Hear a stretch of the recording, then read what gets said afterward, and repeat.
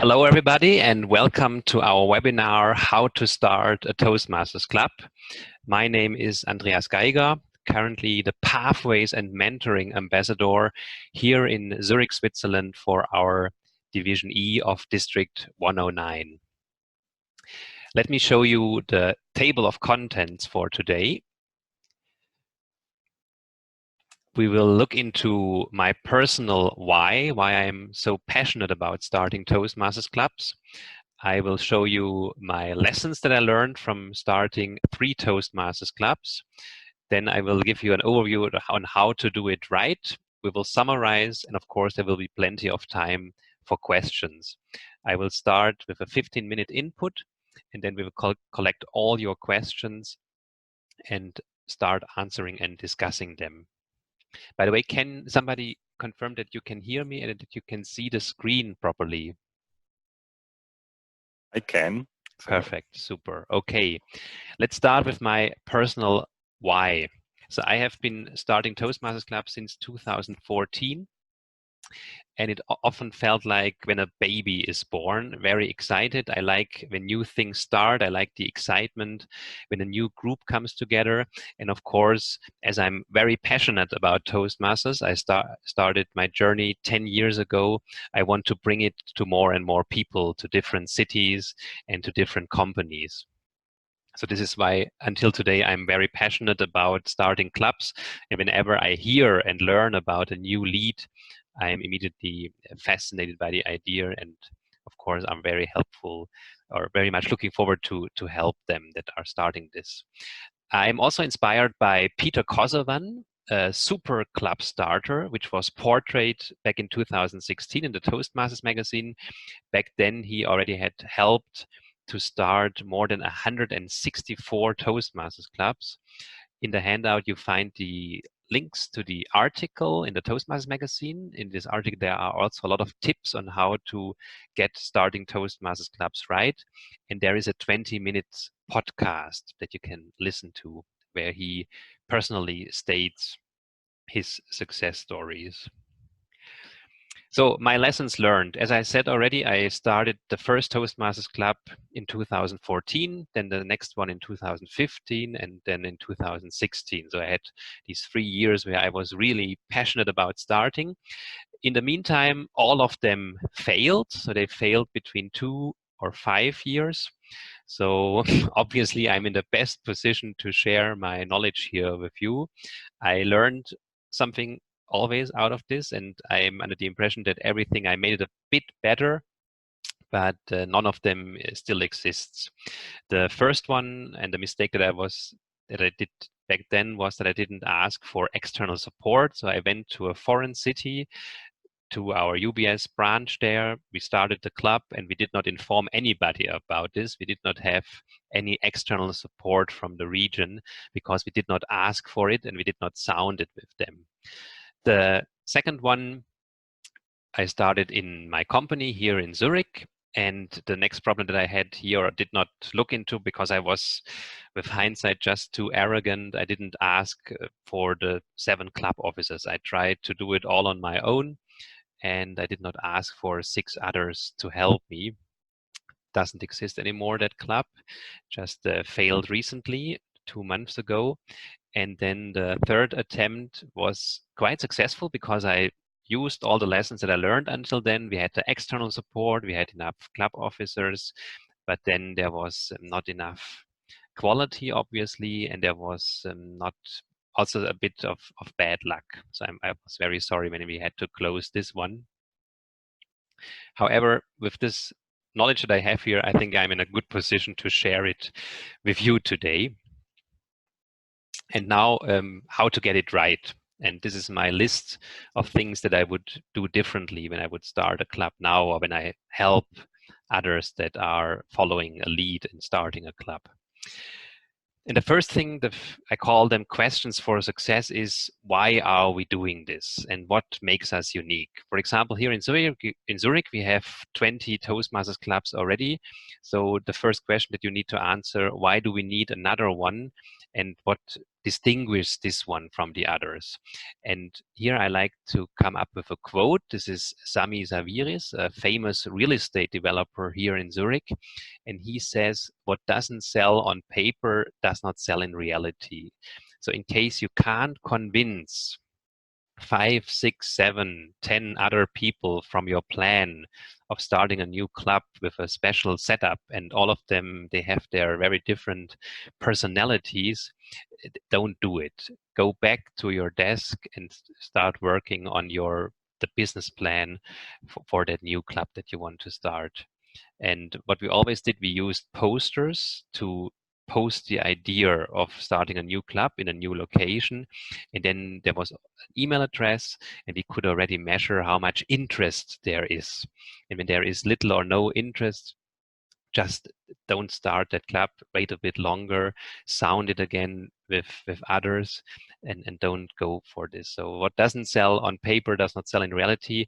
It applies to real estate development, but I believe it also applies to starting or waiting to start with a new Toastmasters club.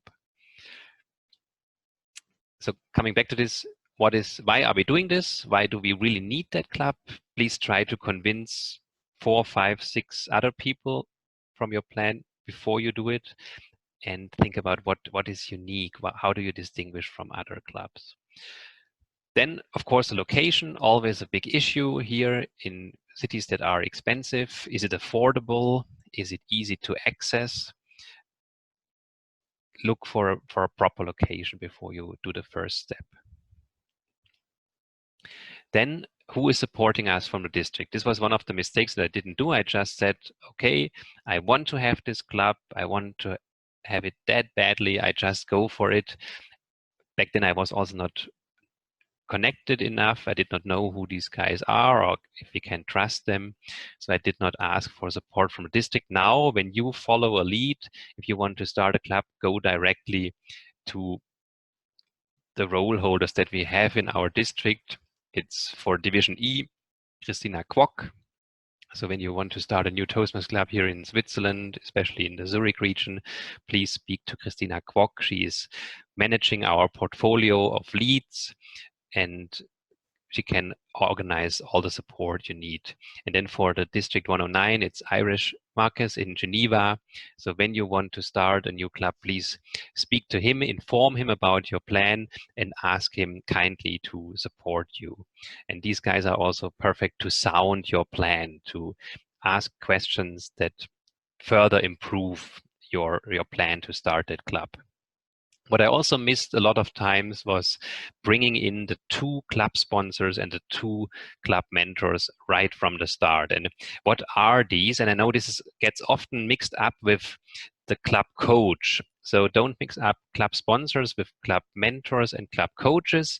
Club coaches are there to support weak or under-strength club, to bring them back to the distinguished status. And the 2 sponsors and club mentors, they are there to start and help to start new Toastmasters clubs. When you look into this material here, you see the idea of and the distinguishing between sponsors and mentors is this one. Organize the new club for the sponsors, set up the meetings, complete the paperwork.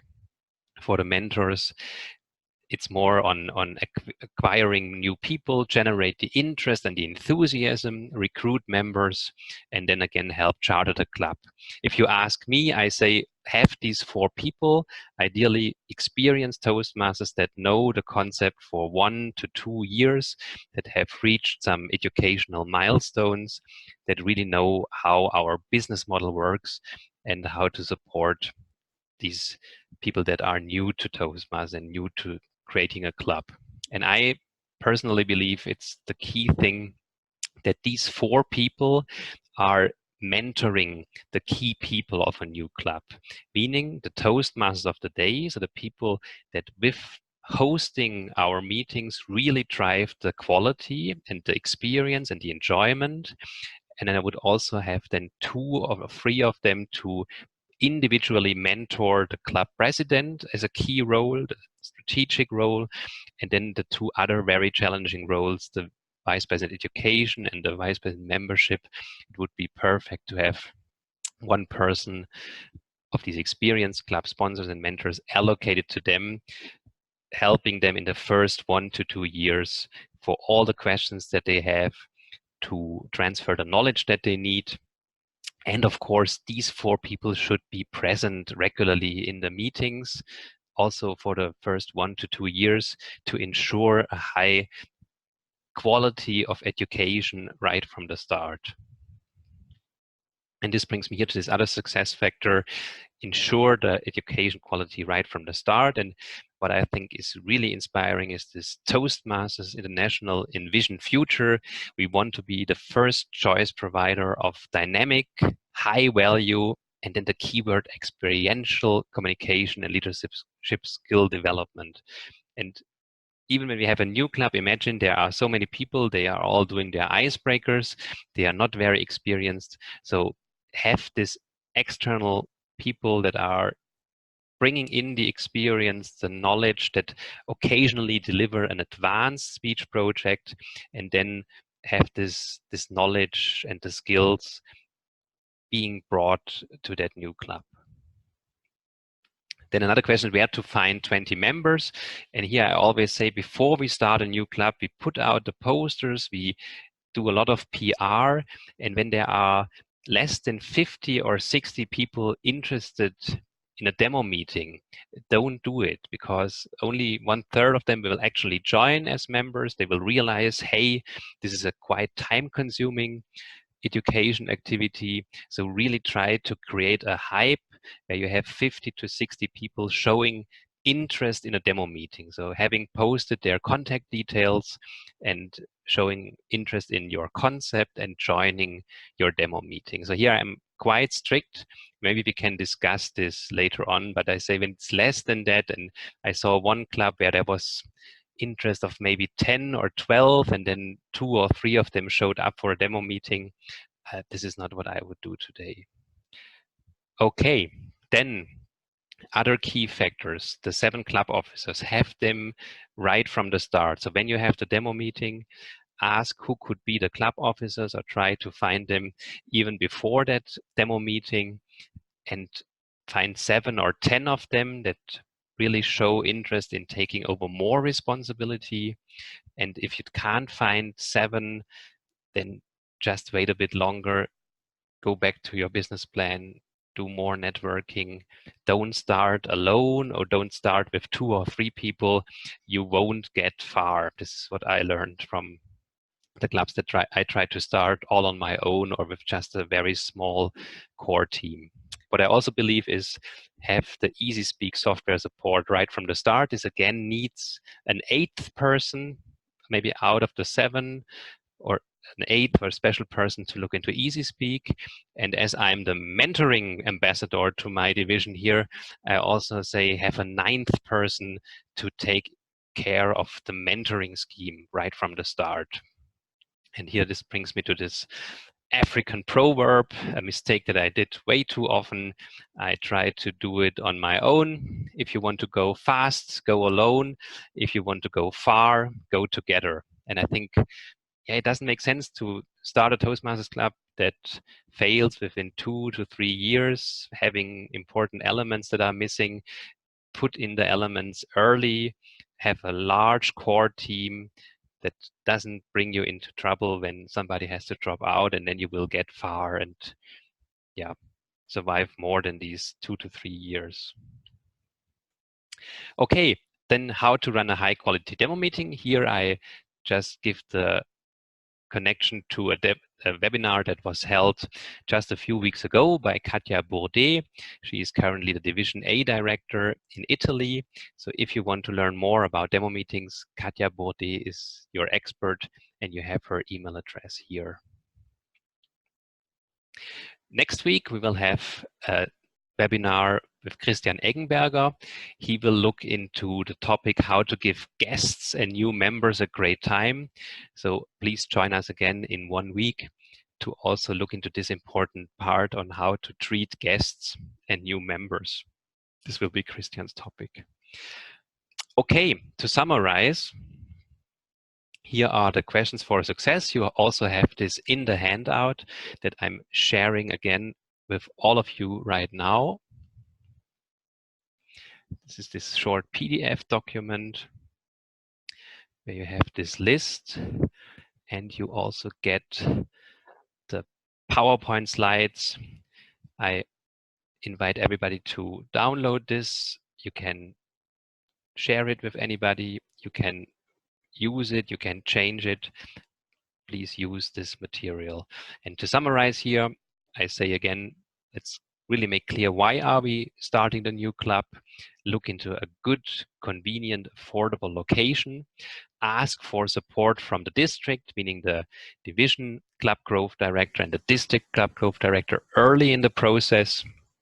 Then have these two external members, experienced members serving as club officers, two more experienced and members from outside serving as club mentors, because they ensure the education quality right from the start with their regular attendance and ideally with mentoring the key people of your club, the Toastmasters of the day that run the show, the president, the VPE, and the VPM, very challenging roles, and they are better off when they have support and somebody to go to and speak to and ask questions and ask for support. Then try to find a population that is large enough to start your new club. You know, you have to have 20 members to charter your club initially. Chartering means to register it with Toastmasters and get it going. Look into the leadership team, have at least 7 people that show more interest than just joining regularly. This takes, I would say, 2 to 3 hours as a minimum when you start a new club in the role of a club officer per week. So 2 to 3 hours per week to be able to serve in these roles. Have easy speak right from the start, and then really run an amazing demo meeting, maybe a series of demo meetings. And then a sentence that you also should not forget, do not forget to celebrate. So when you have your first meetings, occasionally, what we do here in Zurich, bring a bottle of Prosecco and just celebrate that you made it this far already. Okay, before we go to the questions, just a few resources that you have in the handout. There is a step-by-step guide on how to build a new Toastmasters Club. I strongly recommend downloading and reading this before you go on the journey.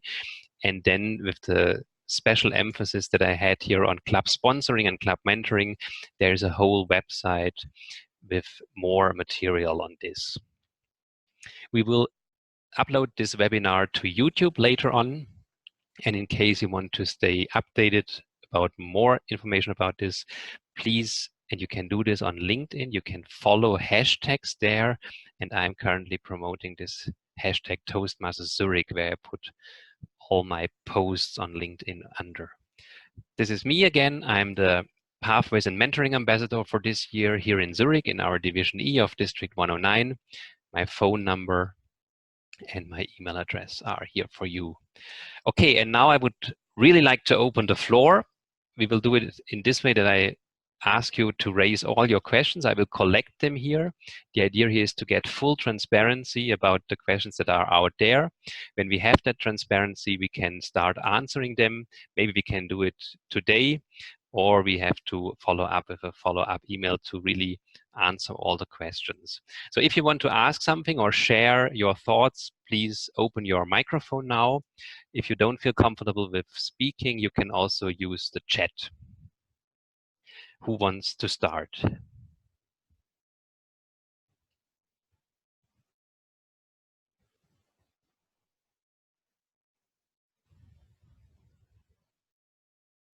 Okay, to kick this off, I will... Despina, you have the first question. Please open your microphone and go ahead. I would like to ask you, what do you think is it necessary to have right from the start the Easy Speak? So you ask me why Easy Speak is so important? Yes, because okay. we don't actually, I think we don't have it in our club, in Okay. our existing club, and in the previous club I were, they don't use it. Okay, so very good. My club experience from 2 clubs, they don't use it. Okay, thanks for sharing. I'm noting down all the questions, and I will come back to you in a minute. Another question? Yes. May I? Please. Yeah. This lovely material from Katia Boudet. Yes. How can we reach it? That we have to contact Katia or? Yes, to keep it simple, please just send an email to Katja and ask her for her slide set. I'm not sure if they also recorded it. Yeah, please speak to Katja in this case. Okay, thank you. More questions from you, Despina? No, okay. Not at the moment. No problem. Thank you very much. Who wants to ask the next question? I see there are questions from the chat, also noting them down. Okay, good. There's another question about how to distinguish club mentor and club sponsor. Okay. More questions? So if you want to speak, you have to unmute yourself and speak or use the chat. And Despina, you unmuted yourself again, please. Another question? Yes. Can the same persons serve both as mentors and as club mentors and as sponsors, club sponsors? Yes, noted down. Thank you.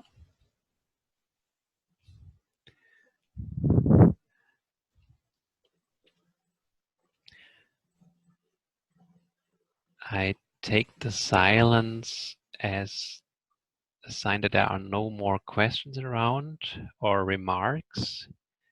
Is this really true? Okay, then I add another question myself. I was asked a new club, they have 17 members now, and they want to know how to get to 20 to get chartered. And Irish, you said there will be, okay, this is just private. Okay, so any more questions from you guys? So let's, there's another one. Your advice on starting a club at an area far away. Yeah, the remote club starting. Thanks very much for that question. Super remote clubs. Super. Okay, I think let's go with this. Despina, we start with your question. Why do I want to see EasySpeak right from the start? I personally, it took me more than 10 years to understand why this ugly piece of software called EasySpeak is so important. But when you compare using EasySpeak and having these workarounds, as I call them right now, with Google Drives and a lot of emails and chats to organize meetings, to have a distribution list, the email distribution list, there I'm now fully convinced that EasySpeak is the right thing. It was purely developed to run Toastmasters Club meetings and to run Toastmasters clubs in even areas and divisions. So if you are not convinced yet, just believe me and try to use it right from the start. If you need support, again, speak to your district officers that they bring in a person that can set up the account for you or help you to set up the account and be there for questions. It's, again, not the right thing to start using EasySpeak all on your own. You will get frustrated. At least this is my experience. Does this answer your question, Despina? Yes, it does. Okay, so good. Perhaps it would be useful Yes. To think, to contemplate whether or not organize a webinar for district officers on the EasySpeak. Yes, a very good point. To my understanding, EasySpeak is covered in most club officer trainings. You know, we will have the winter club officer trainings now. So if it's not scheduled there, please ask your area director to put it in there. And I think there are webinars out there already. So a general tip is go to YouTube. In the meantime, YouTube is the second largest search engine in the world. And I'm pretty sure that you will find a webinar, First Steps on EasySpeak, already on YouTube. In case you don't find it, speak to your area director to organize something like this, the know-how transfer, be it in a webinar or be it in some other means. Is this fine for you, Despina? I attended once last June, and there wasn't an SSP training. I'm in sorry, the I didn't club get the office. first part of your question. Can you repeat, please? Last July, I attended the class officers training, and there Yes. wasn't an SSP training. Okay, so if you can't convince your area director, please escalate it to the next level. If you don't know who your area director or I division know, I do director know. is, or other people on the call, please just send me an email so that we can link you to the right people. And Thank please push on Easy Speak, because it's they call it Toastmasters automation, and this is true. It really helps you ease your life and solves a lot of problems and saves time. That's the most important thing. Fine for you, Despina? Yes. Okay, super. Then I was asked again how to distinguish between the club sponsors and club mentors. For this, I will show you again the slide that I have created specifically for this question. So when you just look into the books and the material that you find, they distinguish club sponsors in this way. Personally, I say just make sure that you have these 4 external and experienced Toastmasters members on board, that they agree to support your plan of starting a new club within the first 1 to 2 years. Panos, does this answer your question? If you like, please speak to me via chat. And you asked me about my personal experience with this, and I say just have them on board. Maybe you can't find 4 of them, but have 3 of them. If one person drops out, bring in a replacement. And if you can't find them, speak to your division director, division club growth director, maybe district club growth director to organize the support. And keep in mind, people need to serve in these roles to get their Distinguished Toastmasters DTM award. This was true for the traditional program, and this is still true for the Pathways education program. The people that want to reach these education milestones, they have to serve in these roles. Andreas? Yes, please. Okay. Let me follow up on my question. Please. So if we were going to start a club at a place far away from Athens, because yes, I'm based in Greece at the moment, so then the club founders, in a way, could be serving in these functions. I mean, disregarding the titles for the moment and the recognition, because some knowledge of the local conditions, like the local market, is needed to be able to, for example, to communicate in the proper channels for raising awareness and ultimately recruiting members. So while there is some help needed with paperwork, for example, and definitely generating enthusiasm, the challenge there would be how to be bringing people regularly over from the only place I know that is close enough that already has Toastmasters clubs, which is Athens. So I'm based in Patras right now, which is like it's a 3-hour drive from Athens. Yes.